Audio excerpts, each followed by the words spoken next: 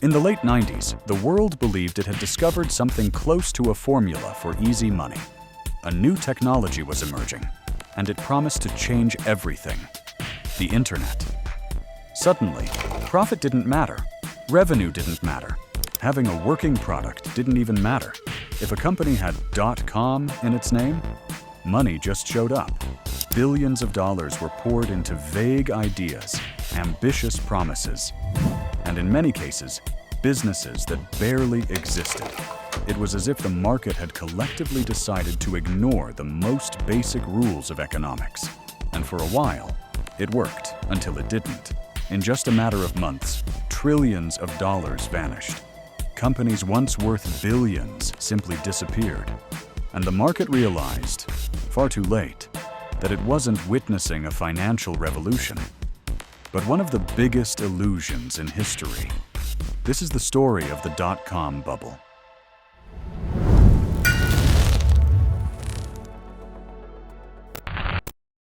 Before becoming the center of the global economy, the internet was something entirely different. It started as a military and academic project in the United States, a network designed to share information between universities and research institutions. For decades, it stayed within that world. No commerce, no advertising, no market ambition. But that began to change in the early 90s. With the rise of graphical browsers and the World Wide Web, the internet stopped being technical and became accessible. For the first time, anyone with a computer could browse, consume content, and eventually buy things. And that's when the market realized what was happening. The internet wasn't just a technological innovation.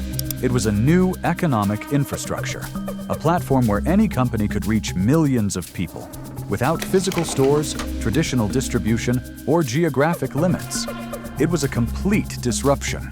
And like every major disruption, it came with excess. Between 1995 and 2000, the market entered a state that now seems irrational, but at the time felt completely justified.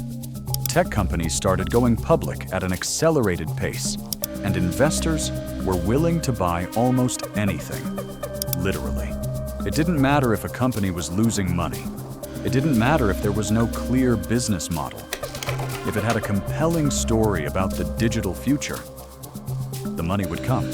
Startups raised millions, sometimes billions, based on presentations filled with words like revolution, disruption, global scale, but with little to no explanation of how they would actually make money.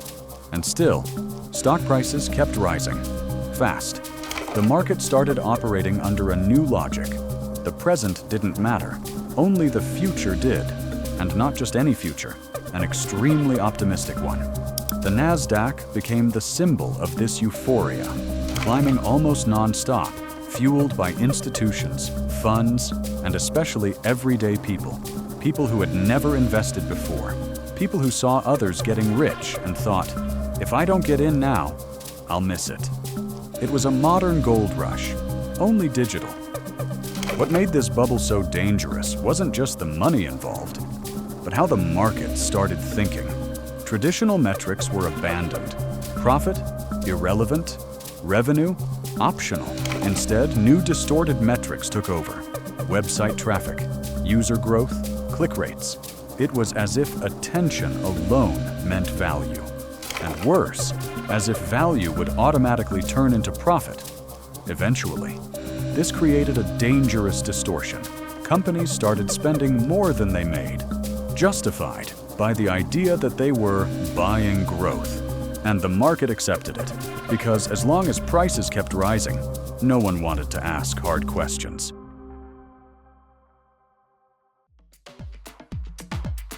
In that environment, companies emerged that today seem almost absurd.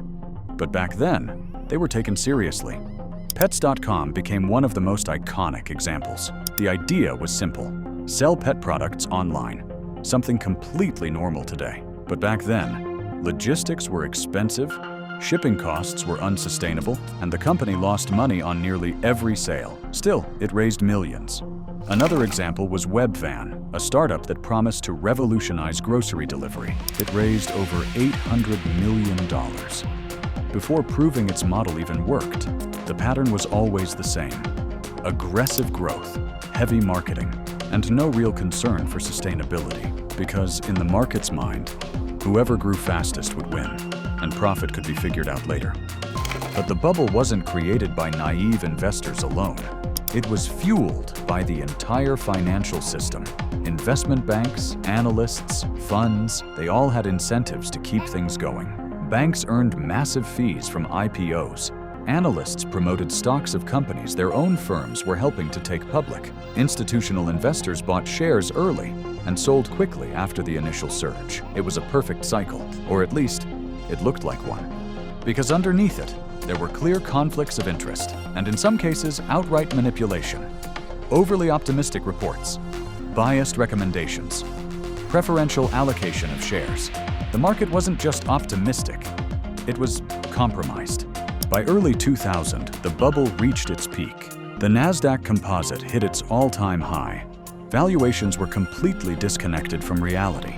Some analysts started raising concerns, but they were ignored. Because when everything is going up, skepticism looks like stupidity, and no one wants to be the person who sold too early.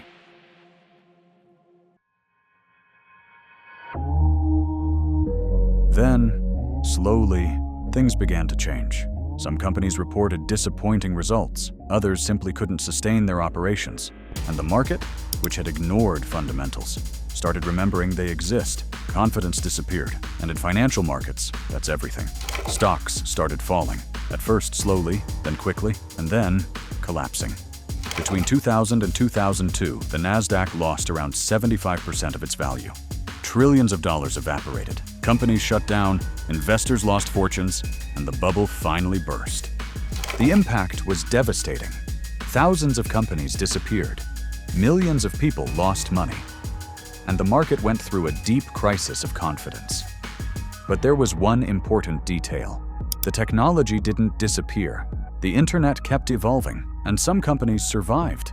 Companies that actually had real fundamentals, sustainable business models, and long-term vision, like Amazon, which was hit hard during the crash, but managed to survive and eventually dominate the market. The dot-com bubble left a clear lesson. Technology can be revolutionary, but that doesn't mean every company within it is valuable. Innovation doesn't replace profit. Growth doesn't replace sustainability, and storytelling doesn't replace reality. But maybe the most important lesson is this: markets are not purely rational, they are emotional. And when euphoria takes over, even experienced investors can ignore the obvious.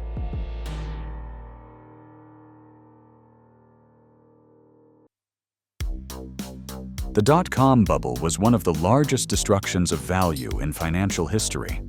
But it was also the beginning of something bigger. The foundation of the modern internet was built during that time, and many of the companies that truly had value survived and changed the world. If you enjoy stories like this, about markets, money, and major collapses, we've already explored other key moments here on the channel, like the 2008 financial crisis, and one of the biggest financial frauds in history involving Bernard Madoff. If you want more content like this, make sure to subscribe. And if this video helped you better understand how markets really work, leave a like. Because in financial markets, one rule never fails. When everyone believes making money is easy, that's exactly when the risk is highest.